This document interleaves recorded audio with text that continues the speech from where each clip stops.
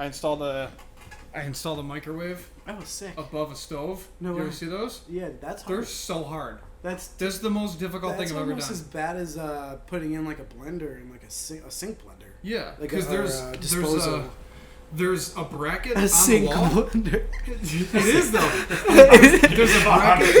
There's a bracket on the wall, and then the microwave like hooks into that bracket, and then you have to lift it to the cupboard that's above it, and then drill through the cupboard into the top of the microwave. So that's actually how it holds itself up. Damn, that sounds like it was man shit, dude. I was like, I'm not man shit. Beans. Like, what is this? Well, dude, honestly, it reminds me of like when I had to get up on a fucking ladder. Like, I'm a small ass guy. I'm not really like.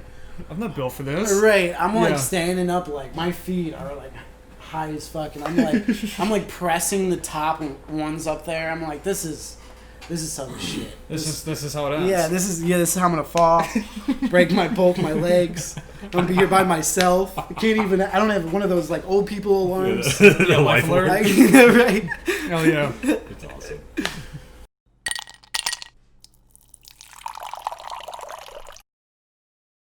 Well, welcome back to another episode of the Buffalo Happy Hour. Mike, what's going on? Dude, we're sitting here in Studio 6149, and there's so much to talk about. Absolutely. We're here with our best friend, Angelo. Angelo, what's going on? How are you, buddy? It's actually the Hurdle Sound Lab, but... Hurdle Sound Lab. Yes. No. Studio 6149. So what is the story behind that number?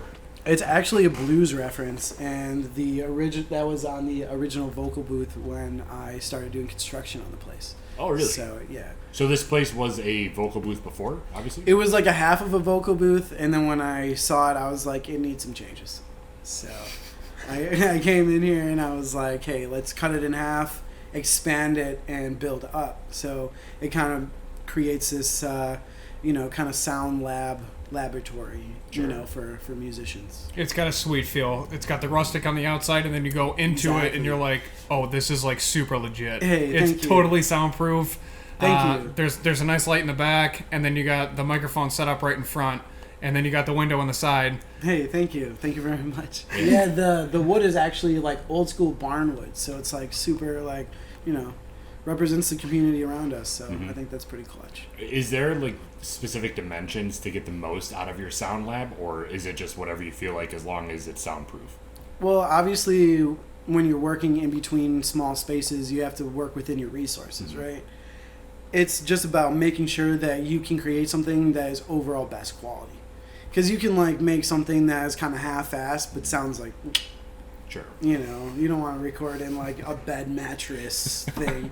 You want to record in something nice that, it clearly took time to build, and something that it sounds like, as far as volume and density, pretty dead. You want to record something in that space that makes it sound the best. So we're in Hurdle Sound Lab, if everybody didn't catch on. Do you want to tell them where exactly we are on Hurdle? We're right on the corner of Norwalk and Hurdle. It's right next to Revolver Records. The address is actually 1453 Hurdle, so that's if you want specifics. Yeah. How long have you been here for? We actually just opened up this July, so we're like only like a year new, which is awesome. Everything was pretty much built me and one other guy, Johnny Januso. His family actually runs Grandma Mora's, so shout out to Charlie who runs Grandma Mora's. There you go.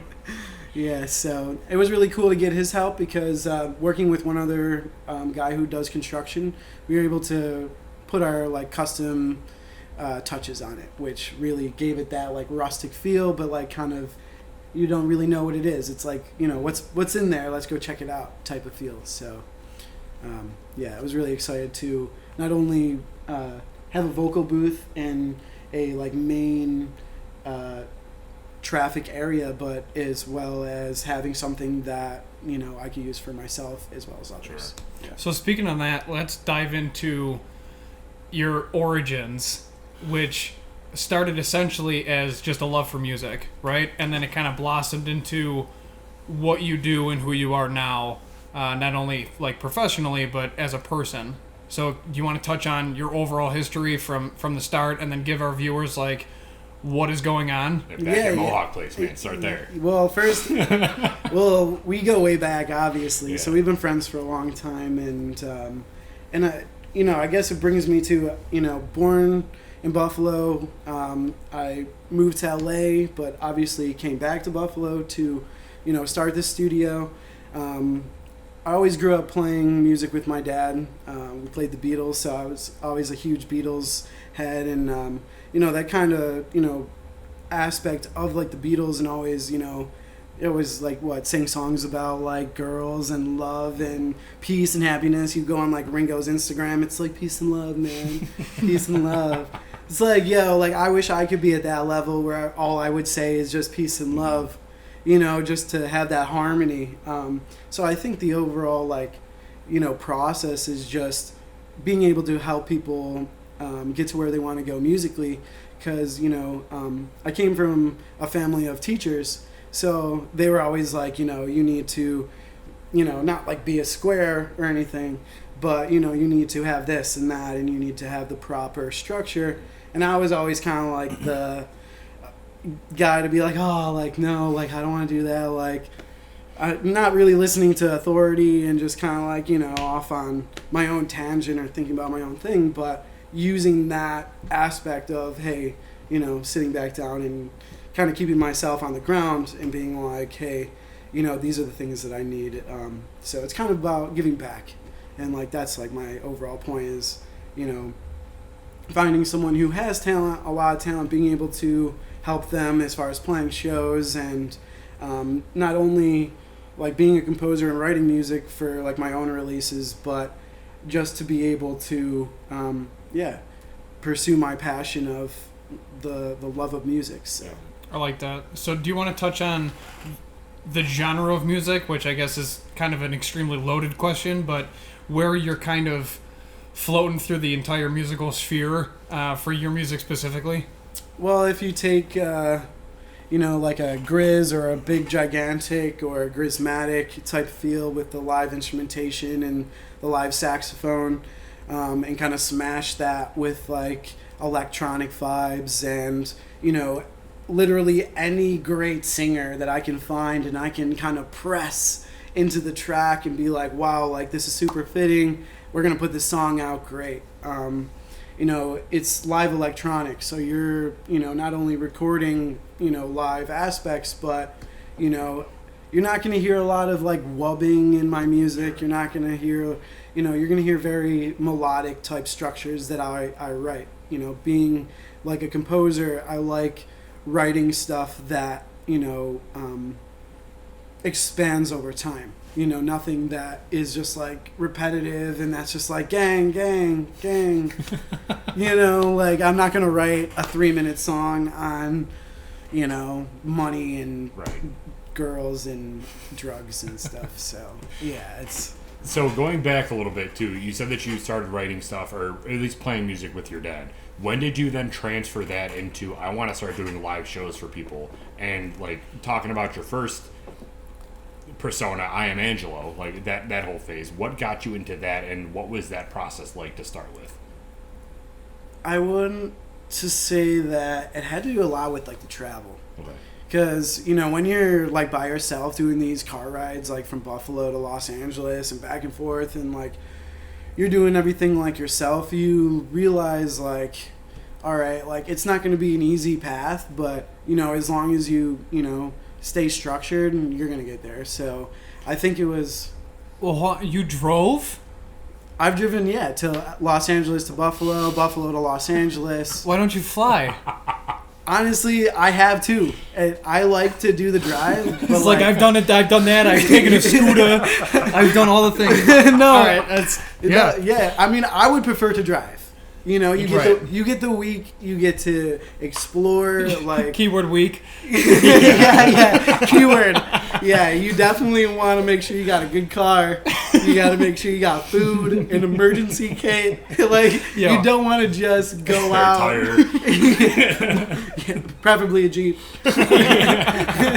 Yeah, it's like, you don't want to just like be like, yeah. I actually did the flight and just had $300 with me, and I was like, all right, well, I need all my stuff, so I ended up putting everything in like a crate and having it shipped, and it's just like how you do the move, right? How you want to land in another location is like up to you. You know, it's the personal journey. And it's like right after I met you, honestly, it was like, you know, playing shows at like what? Extreme Wheels and like Mohawk Place. Oh my God, and RIP. Does that place still exist? No, rest in peace, right? Someone's buying it though, aren't they? I hope so. I think someone's buying it. That's one thing that I love about Buffalo, though, is that, you know, you have people that have the money to make the renovations, and they come and they want it, and that's like why I was like, I want to build something of like my own that I can have, and yeah, dude, I hope that someone does build that. There are so many shows. Not only in me, Extreme but like there's a ton of people who are, yeah. Oh yeah, I was at a show there, and my buddy Steve will remember this. It was like, or maybe it was my friend Tom. Anyway, regardless, it was like this crazy like 40-piece band that got up there, and it was just all singers, and all that they were doing was just repeating "Get Wild" at Extreme Wheels. That's the whole song. I'm like, where are we? Those are the best types of clients, though. Like literally, when they come in the booth and they're like, "Yeah, like we got the best tune ever." And they'll take like literally 5 hours to record, and they'll say like the same thing over and over again. And like it's fun. Like I have no preference. I'm not going to tell you no. I'm not going to tell you that your song's bad. I'm just going to be like, that sounded freaking great, and you should come back. And do you have a sequel to that song's great? Because it deserves like a sequel. So, you know, it's just about like, hey, people's preference. And I think that's what's been a lot of fun for me, is like waking up and like having the patience to like work with people that, you know, hey, you want to like rap about whatever you want, I'm gonna be there. I'll be supporting you. Yeah. I'm gonna be there. I'm gonna be there. I'll be supporting you. You know. That's awesome. So back in the I Am Angelo phase, and I keep going back to this because this is where I first met you. It's totally cool. I love so it. like actually. back then, and contrary, I think, and you can correct me, of what you're doing now, you did a lot of vocals back then, whereas now you're doing mixing. When did that switch come in? Well, it's actually I'm doing like more writing. Right? Okay, gotcha. So like, what I'll do is with the Edalo tracks, I'll write a full instrumental, write all the words, sing the song to myself, record like demo takes, and then send those takes to like the singer, and then she'll send me a demo back of like a, kind of this like crunchy ass like recording. That'll be like, and then it'll be her singing, and I'll be like, wow, like I'll know within like 5 seconds whether or not I want to like work with somebody or not, and if it flows and it's going well, then I'll usually be like, hey, come in, let's record it. And if it gets to the point where it's like really something that like sounds good and I'm excited about, then it usually goes out on release. So I think the only difference between, I wish I could have been at this level at I Am Angelo days, Sure. or like younger days, or I wish I would have known at that level what I know now, because I feel like, you know, maybe I would have been smarter in different aspects, you know, like knowing that, you know, you don't have to like live anywhere else to do music. Mm-hmm.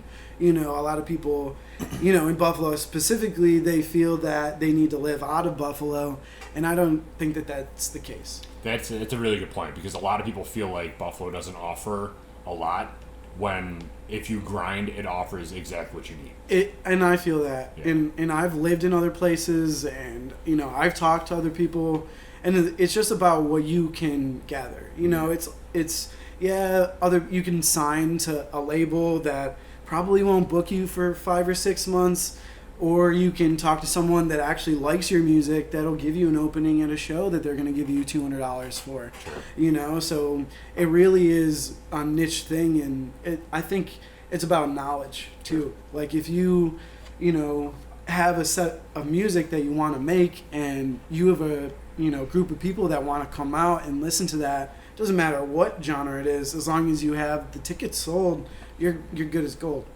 I think a lot of that too is based on population. If you consider even like comedians, they'll automatically assume that any comedian has to go to New York, LA, Chicago, Detroit, just so that they can get like the better clubs, when in reality it's just that those cities have a larger population of comedians that are just grinding in that one location to make something. Well, it's, you know, so if enough people here are doing that same thing, we can kind of grow Buffalo into a staple of, hey, this is a major city for this one specific thing. Exactly. For now, it's drinking and right. pizza and and the Bills. but you know, I mean, we're getting there. Yeah, it's like I definitely love pizza, and I mean, you know, like that's the thing. You never find good pizza in LA. That's a fact. Fact. So, you know, like you just gotta have like it's a fine line. Like, do you want to be stuffing your face with pizza all day, or like you want to have some balance? Like, you know, like you know, it's like, hey, like I think that's what life's about, is just making sure that your balance is on. Yeah. You know, because you can. I use Buffalo as like a stepping stone, as like a transitional city. I can still have my studio here, but I can also be everywhere else all the time. Sure. You know, like people are always like, "Oh, are you in Buffalo?" Like, right at this given moment, I might not be, but like I will be eventually, or vice versa. And I think like that type of freedom, you know, is like what gets music out there. And like if you're not doing that, like you're really holding yourself back and you're limiting yourself. Because, you know, I feel like it doesn't matter what you're selling. Could be paper, you know, it could be like Dublin Mishler. Like, you know, you could be working for the office right now or something. Absolutely. You know, like. So, going back to the going back to the, just to end the I Am Angelo phase, we'd like to talk about what gave you the influence to call yourself the way that you are. And obviously, like, you are Angelo, so I Am Angelo makes sense. You transitioned to this new name, and I realize I've been pronouncing it wrong this whole time. How do you correctly pronounce it? It's Edalo. Okay, I was pronouncing it Edalo, but whatever. It's okay. Everybody has that certain way of how they like to. I mean, to be fair, I literally said a Vinci. A Vinci, yeah. Leonardo. So what does that mean? And what's the references there? All right, so it actually has a deeper meaning than you think. Oh, cool. Let's dive in, dude. Yeah, let's go. Let's do this. So when I came up with the I Am Angelo, it's actually like a way that I would introduce myself. Hi, I'm Angelo. Sure. You know, when I like evolved into like the mindset that I essentially have now, and like moving and travel and freedom and, you know, everything that I learned in Los Angeles, Edalo is actually my middle name. So Angelo Edalo Marinelli is my full name. I wanted to use my middle name as my artist name, kind of like a Ray Charles. Ray Charles Robinson is his full name. You would never know that Robinson is Ray Charles' last name, but Charles is like his middle name, and I found that out actually after. And originally the story goes, when I was younger, my mom and my dad were naming me names, and my dad goes, I want to name him Edalo. And that's my dad's dad. And Angelo is actually my mom's dad. So I got both my grandparents, or my grandfather's names. And my mom was like, absolutely not. Like, no way. Like, David, you're wrong. Like, you know, like, we're not naming our boy Edalo.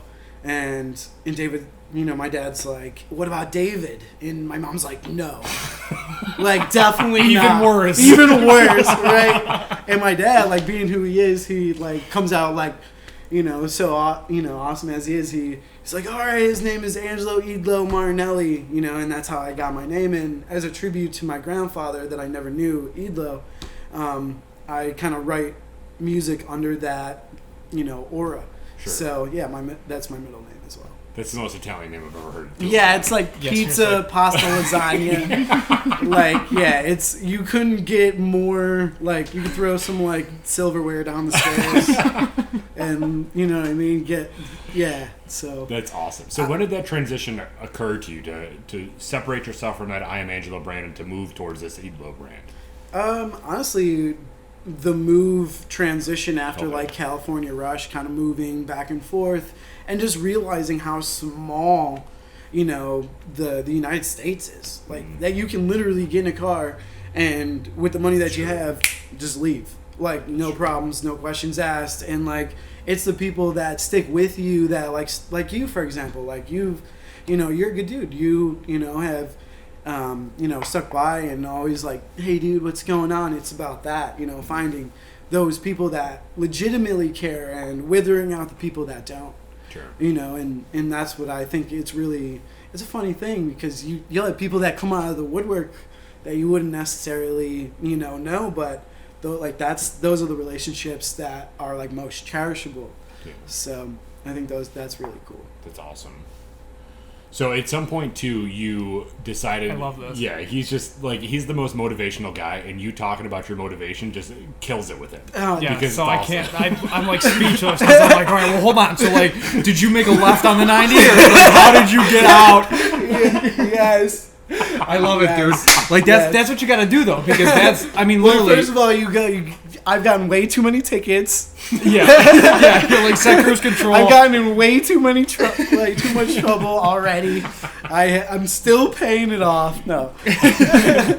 You actually take a left on the 90. Yeah, absolutely. But I think that's the biggest thing is but- just most people get so stuck in a rut of just the status quo, graduate from high school, go to college for 2 to 4 years, get a job, get married, have a kid, all by 35, and then start working on putting a floor in your house. Right. You know, and it's like, dude, there's so many more things that you can do. Even if you leave Buffalo for like But a you can- year and a half, and then come back, you'll just understand how much more is going on inside the U.S. It's just insane. It is, and you do that drive, and you realize like what the whole United States is essentially like going through as well. Like you Yeah. pass like farms, and cows, but you also pass industrial, like urban, like there's just so much to offer, and I feel like if you can use other aspects of your life to like water your own grass, essentially. Yeah.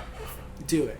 Don't be like, I need to like rip the whole grass apart and like get new soil. Like, no, like learn how to garden, learn what kind of grass you want to grow. Right. That's my favorite saying. Like, grass is greener on the other Other side. side, No, but it's not. not. If you No. water your own grass, Exactly. it'll be greener than your neighbor. and your bank will still grow. Yeah. You know what I mean? And I think that's like the one thing where people kind of maybe like lose out on, and I feel like people like us that are like, we're builders, right? We're starting podcasts, we're building studios, and I think it's our job to remind people that it's okay to like, hey, to create, like get out like of your own element and do something that like your friend wouldn't normally do. Sure. So I think it's about taking risks as well. Absolutely. Because I've failed a lot, but have I really like failed at all? No, I've sharpened my tools, and I've really like it helped me build the sound booth. So it's like you use that in different aspects, I feel. Get juice, man. My palms are starting to sweat. Good, let's go. I'm getting Let's all motivated. go. I know. I'm ready to just So- walk Hey, out. you got me started. I might need some more Jack. So yeah, I got you. let's go. Thank you. Appreciate So that. taking risks, just because we're talking about that right now, and taking risks that help build a future, basically, it also helps you get rewarded in different ways as well. Which we have to talk about. You worked with Robbie Takak I of the did. Goo Goo Dolls. Do you want to talk about how that whole interaction started and what direction you went after that? Because that had to have been an eye-opening experience. Not everybody gets to work with Robbie Takak. It was definitely one of the most eye-opening, most rewarding. Thank you very much. Really appreciate it. Most rewarding, but yet challenging experiences. Here's why. So I had an investor at the time, and he didn't really like understand my vision.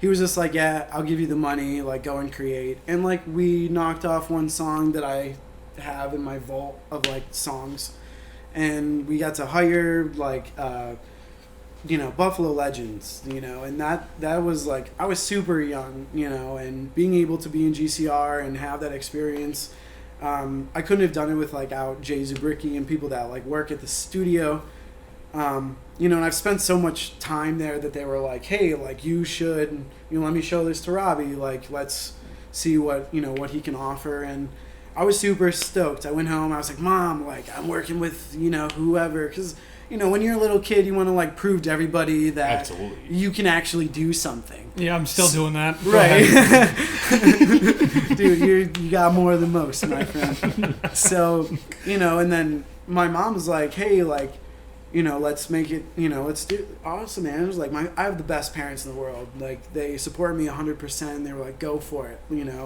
I remember staying up all night making the track and not getting any sleep the night before I went into the studio, and like kind of tripping out a little bit, like kind of like being like, when you hit 12 hours or 72 hours of no sleep and you're like seeing things that aren't there, and like you're like, whoa, and like I'm going through this experience with Robbie, and the creation process was exactly like what I would have always imagined. It was priceless. Like, it was well worth the $1,500 that my investor paid for it. The biggest learning experience or part from it was that I wish I was so young and had that money to finish that album that, we, had set in stone or whatever. Because, my investor at the time pulled out and he was like, you need to have a band and you need to have all of this stuff. And I was like, no, like, you don't understand. You could be one person and still make your own stuff and have one other person, play saxophone with you. Like, and people didn't really understand the concept of like hybrid acts. Sure. I essentially only got one song done, and then I wasn't able to finish the rest of the album with Robbie. And then that was like my learning experience of like, hey, if you're going to do this, you need to make sure that you have the money to work with the people that you want to work with, because it's a money game. Mm-hmm. And regardless of how good you are, regardless of, people may like you, you still have to pay for studio time. Sure. You still have to pay for your artwork. There's certain things that you just have to do. Unfortunately, like, that's how like it works, but it made me also realize to not give up on this. Mm-hmm. Like, hey, I had an awesome opportunity. I can't finish what I, started, that I, kind of seeked out to like make an album with him. However, I got like that song that still sits in my vault that I listen to as inspiration if I need to, that, is mainly for me, Sure. and I think when it comes down to it, that was the one pivotal aspect where I'm like, all right, if he can't do anything with this, if no one is going to believe in me, if I have to do it myself, I'm going to raise what I need to. I'm going to be that person, and I'm going to make it happen for myself. It may seem like, oh, that's selfish. No, it's business. Absolutely. And if you have your own aspects and your own money, your own network, your own connections, you're good. Mm-hmm. You can work with who you wanna. You don't have to. I love all the studios in the area. I've worked at a lot of them. I have gotten all my experience from working with people that I love working with and paying those people. So a lot of my money has been to those, photographers, videographers, sound engineers. It's just about paying your way and learning from those people what you want to learn and using that in your own aspect to make people, sound the way that they want to sound. Sure. So that was like, because a lot of people would be like, oh, like, did you expect this or expect that? But at the same time, that is more rewarding to me, and learning and going through life experiences, it's way worth $1,500. Mm-hmm. No doubt. Yeah. So it's more so just learning, hey, you can pay for anything. Right. As sad as that sounds, like, it's like with music, there really has to be a goal, and there really has to be a team behind you, and you really have to know what you want. And you, like, not your label, not like the manager that gets 15%, not anyone else that signs you. And like, that's like what it comes down to, because you can get that whole blue check mark and be verified, or you can be someone who literally makes a whole living off of doing what they love because, you're just who you are, and that's like kind of my pivotal aspect. Because, I loved working with Robbie. It was great. I rock out to that song all the time. It's called Mariposa. I remember he was sitting there.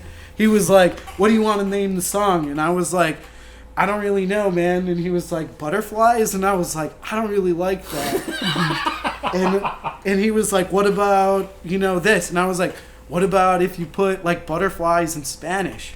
And he was like, oh, like, okay, cool, like Mariposa. And that's how we got like the song name. So I think like for me, the most fun part is the creation. Sure. Is like the process, because like, I love art and I love just design. And so like when it comes to like titles and names and all that stuff, I just love it. That's awesome, man. Yeah, it's beautiful, dude. Thank you. So talking about just your career, how many songs, if you had to put a number on it, have you created? Look at his eyes. His eyes are like, dude. He's like, dude, what are you talking about? Like what? Thousands? Oh yeah. Yeah. Like easy. Like within the last like couple like year. Like yeah. Since like I met you, like probably well over like 50,000. Like, seriously? in my laptop, I have like probably 20,000 alone. So where does the creativity and inspiration come from for these? Dude, I mean, I feel like at some point they would all sound the same if I was to make. Yeah, seriously. Like I felt like I would have get to one the point. beat. We have a cocktail section in our podcast where I break it down and I start beatboxing because I can beatbox. And we've lasted like 5 episodes, and then I started repeating them because I'm just not that creative. Yeah, like so what do you? in the world What do you do? You have like a bowl of Fruit Loops, and all of a sudden you got like new inspiration. no. It really comes down to like different sounds. And like if you can take one sound that you like and like find other different sounds, you got yourself a shitload of like songs. Like, and I don't even mean to be like this, but like if you're sitting there and you're like playing with different notes and you're like, you hear like you're like, okay, I'm gonna press like a C chord or a C note, and you're like, I'm gonna play through all my fucking plugins and like sounds, and you're like, oh, that'll match with this plugin and this note. It's just fucking endless. Like, Yeah. and I don't even mean to be like that, but like, I just sit there and I just get lost in the sauce because I'm just like this from like the time that like I was like super young. Like I have all these stems, and like that's what I like try to encourage people that come and work with me is like I like to give you your parts. If you work at a studio, you got to go to that studio to get your parts. Mm-hmm. You can use parts in the same key, beats per minute that I've created like since I was like real young that I use still now that are like drum kick sounds and snare sounds and snaps, and it's just about I think really I kind of take a hermit mentality with it, and it's like you kind of like pop your head up and like get what you want and pull back down and like pop your head back up, and like it's like grabbing all those little parts to like make all this different music, you know? So like that's what I'm saying. It's just about like if you hear something being like, oh shit, I'm gonna take this microphone right now and I'm gonna record what it sounds like sampling stuff. Like it's just like music for me is it's fucking ruined. Yeah. Like I can't listen to anything the same, or like if I'm like I hear a good song, I'm like, oh yeah, that's how it was made. He probably used the blah blah blah blah. Like, you know what I mean? So it's like if you're a professional athlete, it's like, do you watch other tournaments? Probably, you know. Like, do you critique other music? Like, oh, they should have done it this way. I have some people that will reach out to me and be like, hey, I'd love to get your feedback, and I'm never the one to be like, oh yeah, this is shit. This is fucking awful. Like no. Like I'm always like decently nice because I've been around a lot of people who are like kind of slimy like that, and like that's why you can word things kind of nice. You can still be like, yeah, I really don't fuck with this. Like, but still be like, oh yeah, man, like your stuff is really good. Keep working. You know, you have some really good sounds in there. I really like what you did at this part. You know, maybe work at this part. I think it's just about the psyche of it, you know, just like how you word things. Sure. You know, because if you really don't like something, like, yeah, flat out, like, but if someone's paying you for a service, you don't want to necessarily be rude. Sure, absolutely. So, I think there's a fine line between that stuff. So when it comes to making the music, what instruments do you not play that you would love to learn how to play? Because I feel like you know everything. I mean, that's very nice of you to say that I know everything. Because I definitely don't know everything. I would love if I knew fucking everything. To be honest, I'd be like... you would never leave. Yeah, right. You would literally just sit in the front door of would your be fucking locked. I would be in here, like, my brain would get like Jimmy Neutron. Yeah, it'd be... Yeah, dude, it would be a dangerous thing, to be honest. So what are your main like set of instruments, and then what do you wish if you could pick like 4? So my like main instruments are drums, piano, and like orchestral strings, because I love making a beat or starting off with piano. You know, you can always like just take a beat pad and just lay down the simple beat, or if you're messing with like a chord and you can lay down your chord and you can be like, wow, I could lay down a beat to that. So it really is just like a toss up between how you want to start your song, or what you want your song to sound like. So as far as like back to like what I wish I would play, I wish I could play more like saxophone. Yeah. Because if I could be like the sax man, shit, that'd be like then it would be dangerous. Yeah. Because then I would just like go down hurdle and like The community would eat that up. Right, I would be like getting tips left and right. Yeah. Right, that would be my bread and butter right Yeah. there. Like buy a house in Clarence with that money. Right? Yeah, Seriously. totally.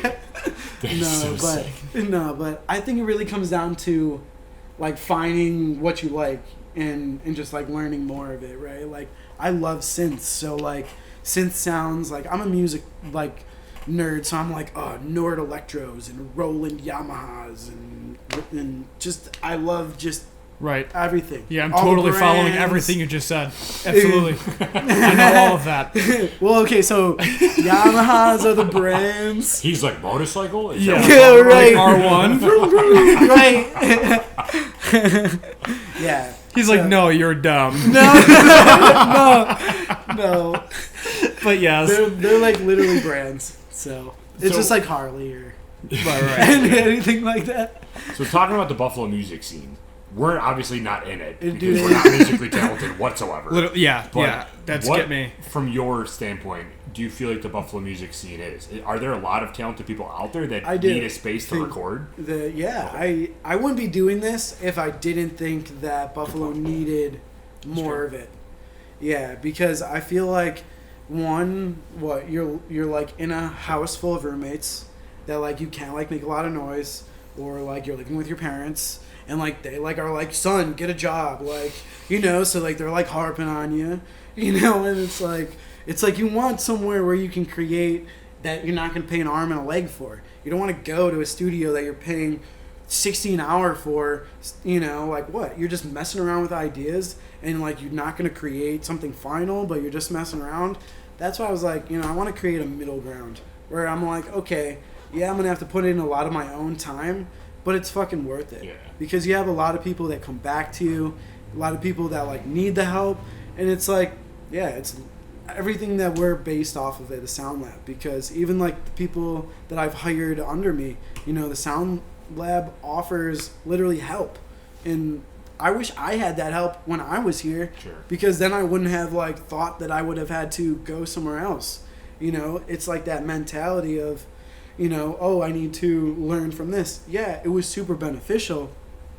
But if Buffalo were to offer me a space where, you know, now it does, you know, but that I could come and like create and like not have anybody harp on me or like clock me for time or like, you know, it's just about freely, like those are the best ideas. Those are like, you know, if you're going to take a shot in the dark, get like 1 million hits or like making a hit, yeah, you can pay for it. Yeah, you can be on a label, but if you make something that is like, wow, this is the best fucking song I have ever made in my entire life, holy shit. Like, that's more my vision for my clients. Yeah. Because, you know, if someone can put their whole life into a song and it changes them for the better, that's why I'm doing it. Yeah. You know, if they can come in and they can be like rapping about COVID or rapping about schools closing down or like their mom dying or whatever.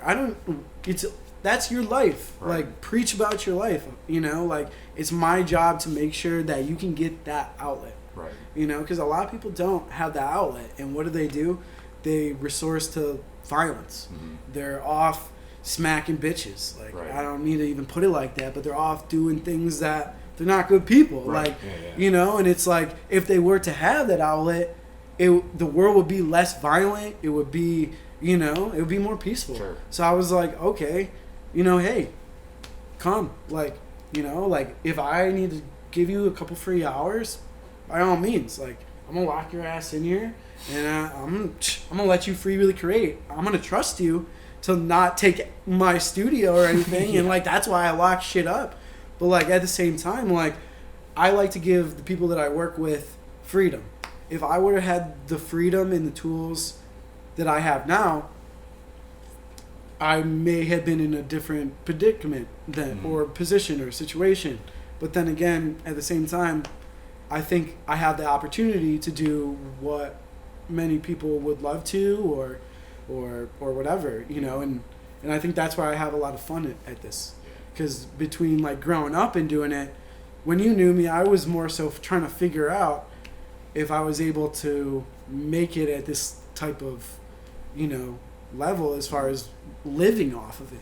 You know, when you're a kid and you're like, I play piano or I play guitar, like, good for you, dude. Like everybody does. Yeah. Like, but what is it is funny because like, yeah, it's like everybody does, but like, what is the one thing that sets you apart? And like me, I like to be able to offer everything. Like studio time. You want a song, all genres. Like you want to come to me, you know, I can, you know, I'm going to learn how to do that and I'm going to help you with that, you know.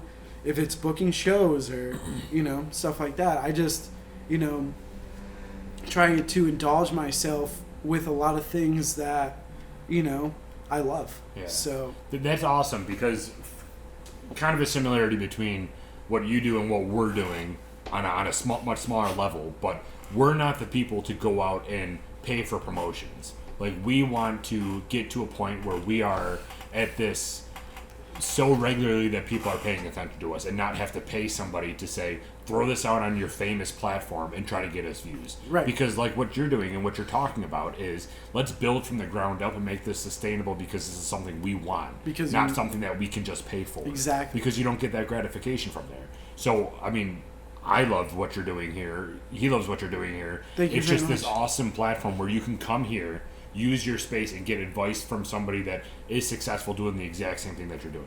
Thank you. It's really cool. Thank you, man. Yeah, I mean, that's why I was pumped as soon as you hit me up. I was like, oh yeah, they want to do a podcast. I'm super pumped. Yeah.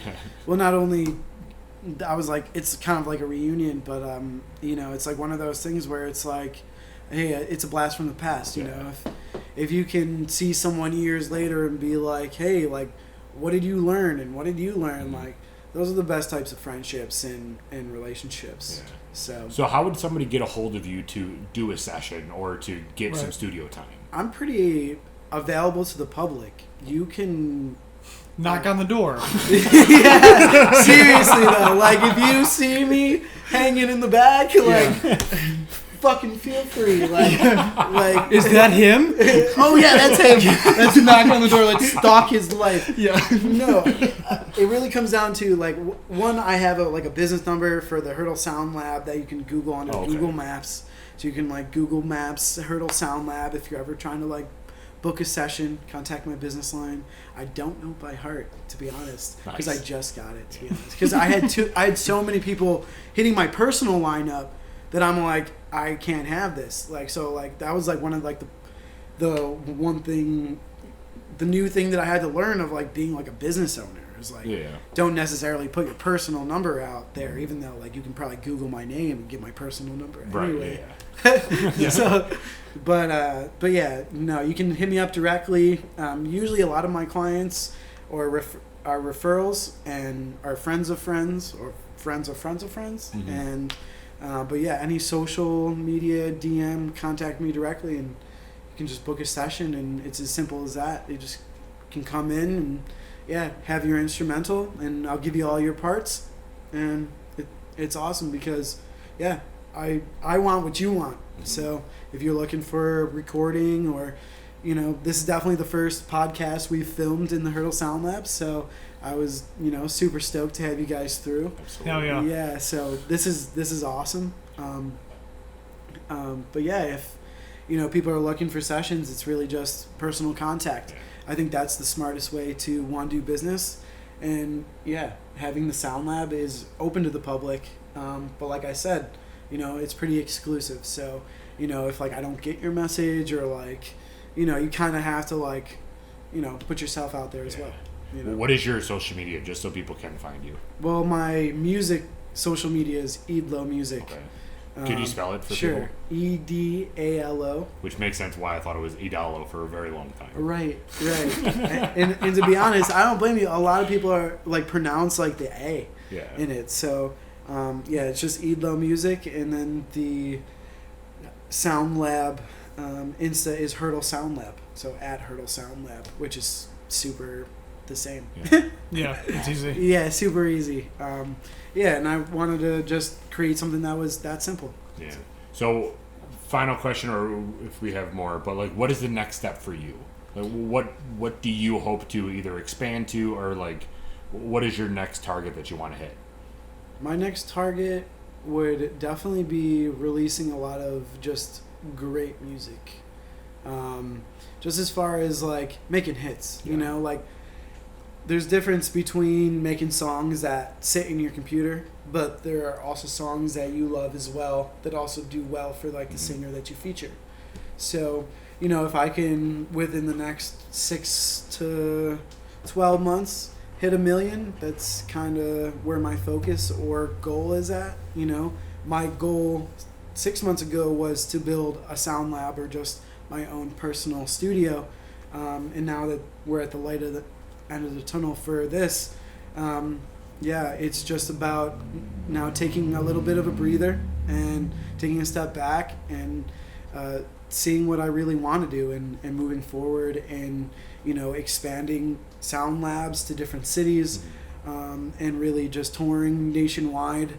I will always play shows in Buffalo, but, you know, after having that last headlining tour last March, I would love to, you know, set myself up with a next headlining tour when everything comes down with COVID, and just to continue that role. So. Speaking of that, you got a billboard recently, didn't you? I did. You want to talk about that? You're famous, man. No. Hey, cheers, brother. I appreciate that. It was, it was a blessing. It was something that I'm honestly super grateful for, because it was a kind of like a dream. Like I woke up and like I was like, oh man, like I was like calling my cousins and my family members, and I was like, man, you know, my goal for this year is like a billboard. That would be awesome. Like, and like I'm like thinking like billboards are like hella expensive. Like I don't have that type of dough yet. You know, like what am I gonna take out a loan to like pay for a billboard the last like month? Like no. So I got contacted by Rock Autism Music Festival, and they featured me to play their music festival. And he was like, hey, if you give up your portion of payment, you could be on a billboard. And I was like what? Like you can just take my portion of like, I think we're getting paid, you know, like first of all, like that should go to charity. Yeah. But like, you know, hey, if it all goes to charity and if it's a bigger cause and we get, you know, this, okay, cool. Sure. I was like, I looked at the phone. You're like, and I was like, yeah, I was like, take it. Yeah. Whatever, absolutely.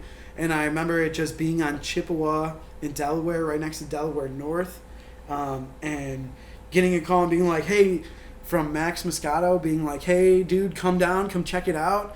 And I remember just being like, dude, that is sick. Yeah, like holy shit, like, yo, like, it was a blessing. It was nothing but like something that I'm like extremely grateful for. It's just, hey, it's one of those things that I always dreamed of. Yeah. You know, and it's little things like that I think if those things become a reality for you, you're on the right path. Yeah.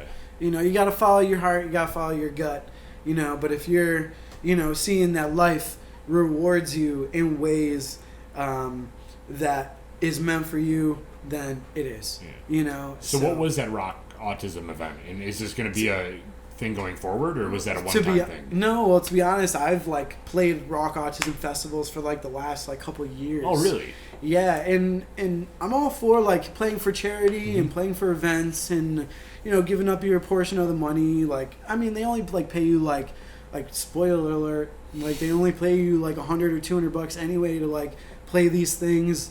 And like if you're giving your money away to like better the earth, sure, or like charity or whatever, like fucking do it. Like make the world a better place and play because you love to do it and you're helping out other things. Don't necessarily like there's a give and take, you know what I mean? But yeah, Rock Autism, they do an excellent job of putting on festivals and raising money and everything. So to be honest, I don't think I'm gonna play Rock Autism Festival moving forward. I'm, you know, trying to do more nationwide tours and stuff like that, especially after my last one. So it was more so just like a stepping stone that I'm grateful for the experience for. Absolutely. Yeah. So speaking of tours on a national level, do you have anything that you're trying to do in the future, or is everything kind of on hold right now? No, or something to be you honest, can't expose? no, I'm not going to be like one of those artists that are like, I can't tell you. Like, I'm under contract. Wait till August 31st and you'll find out. Yeah, like, no. See, the thing is if you liked me that much, you would still tune in August 31st. Right. You know what I mean? So it's like, that's all facade. Yeah. But I think, what I'm working on, like I said, is a lot of new music and like booking tours. So you'll just see me releasing a lot of good music, and I'm working on an upcoming tour for 2021. You're never gonna see me book like whole months worth of tours. Sure. I'm gonna pull a Rick Ross on this one, and be like, just because it's just too much work and too much money, and like if you can do it strategically and just weeks at a time. It's like an average vacation. You go out, you play headlining shows Monday through Friday, and you're good. Yet you make just as equal amount of fans, profit. Literally, my first tour, I broke even, which was awesome. Yeah. I made all the money the first day. That's sick. I had literally left Derek with $0. Like the morning, I had $0, and I totaled my car too. Like that same day, like my car was shot. Wow. I had to use another family member's car, and I made all the money for tour the night of the Buffalo headliner. Oh, wow. So I think I made like $700-800, which covered me for travel and gas and food, because you don't want to like fucking eat McDonald's. Yeah. Right. And you want to have like PB&J or like. Was that night that I saw you? Yeah, that was that night. Yeah. I remember you didn't go on until like 2:30 a.m. I was standing in the crowd and I'm like, "Woof, this is." Oh, that was late. the Mohawk show. Yeah. That was long ago. But hey, I appreciate you being there. Absolutely. And man. hey, man, I appreciate just the good vibes and the love and support, and you guys, featuring me for this. That's huge. Yeah, we appreciate you being here too. So everybody, go check out his Instagram, go check out his Spotify and all of his musical platforms that you do. Edalo, Edalo. We'll link it in the description. And Angelo, man, thank you so much for being on. My pleasure, brother. Absolutely. Thanks for having me. Appreciate I really you. Appreciate it. Take care, guys.